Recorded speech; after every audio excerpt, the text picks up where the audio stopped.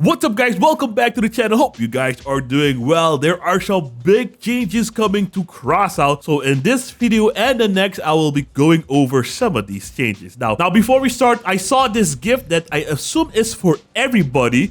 You got 13 days to collect it because it is Crossout's birthday. So if you click on it, you get Crossout turns 9 to celebrate the anniversary. We've prepared a special festive pack that is yours now. And this is a free pack available for everybody. Now, some of you guys already saw images of this pack and asked how you could get it. Well, this is how. You got some kind of hot looking chick. You got a decent car. I'm assuming none of these parts are tradable. We'll have to see. And you get the unique armored car, Sirens of the Wasteland, a portrait of Lily Harper, a number 9 license plate decor item, some unique stickers, Sirens of the Wasteland and Sirens of Mark. You get 2 AC62 terms, the Huntsman cabin, Razorback engine, P1 charge generator, which is pretty nice, a Maxwell radar, and 4 array wheels. You also get a set of decorations, a set of structural parts, and maximum number of parts increased to 70. This is a pretty solid pack if you're a new player. So let's assemble it and see what it looks like. Not bad, not bad. Just a basic truck. Basic little trucky. So yeah, this is the first bit of news. The second bit of news is that the Crossout Day special event has started and the crafting event has also started. It takes 3 days to unlock everything and the event is for how many days? 13 days. So you got 13 days to collect resources and fuse your items.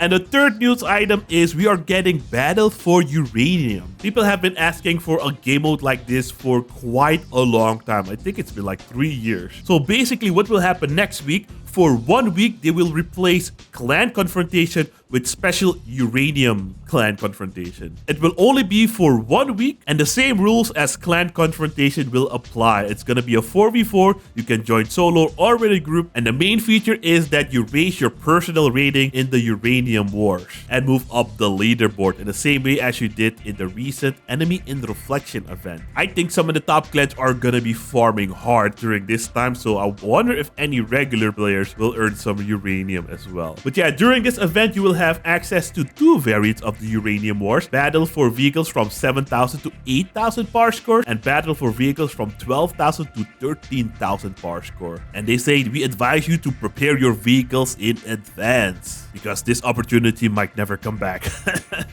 And the final news item for this video is the balance changes and other changes in the new season. There are 3 death blocks. I was waiting for a 4th one today, but they just announced the Uranium Wars. So I'll have those 3 death blocks in a separate video. And so they mentioned that they will go through with the plant's energy rework, and these changes are gonna screw up every build. So if you take a look at the energy supply of the cabins, the highest you can get is 25 energy with a light legendary cabin, and the lowest you can get is 19 energy with a common heavy cabin. The biggest change I see here is that right now, most light cabins and medium epic cabins have the same amount of energy, 12. Now with the upcoming change, the light cabins will have a slight advantage over medium cabins because medium cabins will have less energy.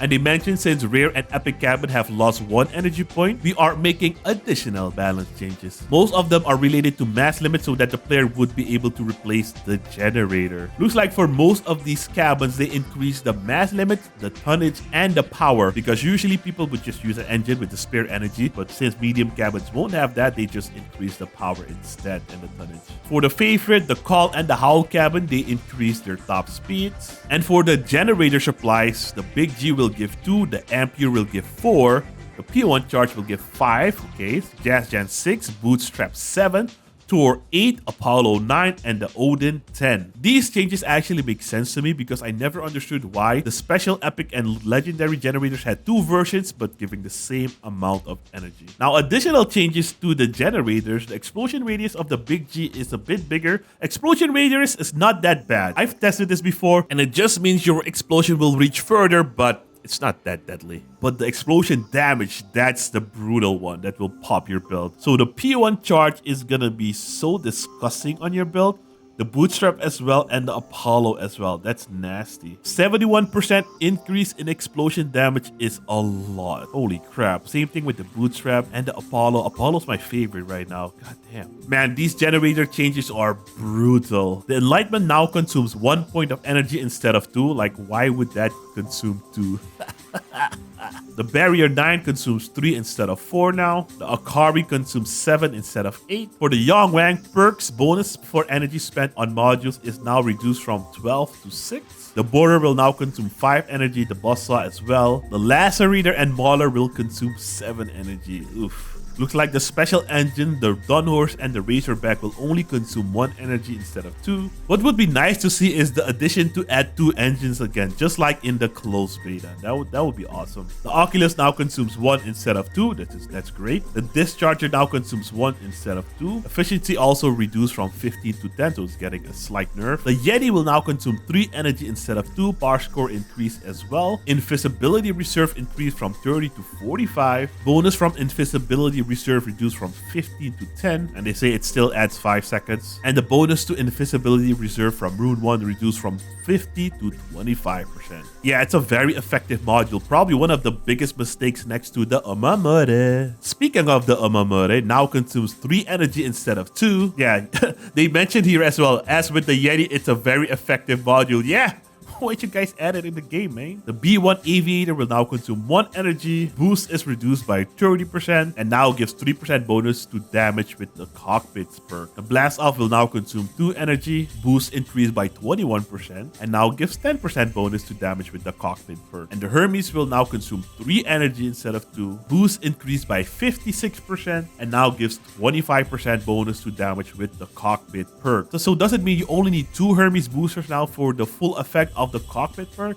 That's gonna be great. The Argus and the Interceptor now consume 1 point of energy, so that stayed the same. That's gonna be cool. It seems like most of the defensive modules will still remain 1 point of energy of consumption, so you can almost always have one of those on your build. That's actually kind of cool because I always, usually don't run a radar on my build or a verifier or an Oculus or something like that. So that's gonna be interesting. The R1 Breeze will consume 1 energy. The R2 Chill will also consume 1, and the RN Seal will consume 2 energy. The CS Timer will also consume 1. The R2 Chill efficiency was reduced a little bit. The RN Seal efficiency was increased, and the Timer Cooler efficiency was also reduced. They also have a lot of power score changes to wheels. Looks like they're increasing their power score a bit. The Sabbath wheel is getting a slight nerf. The Meat Grinder is getting additional weld points and resistance to thermal and cryogenic damage. That's pretty cool. I think all the heavy movement parts like tracks, mechanical legs should have a resistance like that. Oh yeah, and this is the change I highly disagree with. This change makes no sense. Whoever came up with these changes must have been smoking crack or they got killed by Incin players a lot. So for the Incinerator, nobody complained about it.